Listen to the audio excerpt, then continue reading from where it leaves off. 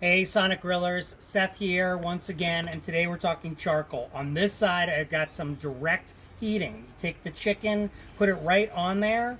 You've got flames licking the food, bursts of flavor. On this side, you have indirect grilling. Slow, low, the heat is surrounding the food, providing a cook that gets it right to perfection. Effective marketing needs an understanding of direct marketing. And that means an understanding of immediate impact, grabbing attention, lasting impressions. If you're looking for the indirect method, you need to understand that you're building relationships, you're nurturing your audience, you're looking to create a strong foundation. Indirect requires patience, just like the slow cook that's going on here. So whether you're looking for the sizzle of direct, or you're looking for the slow buildup of indirect, talk to our team and we can show you which way will work best.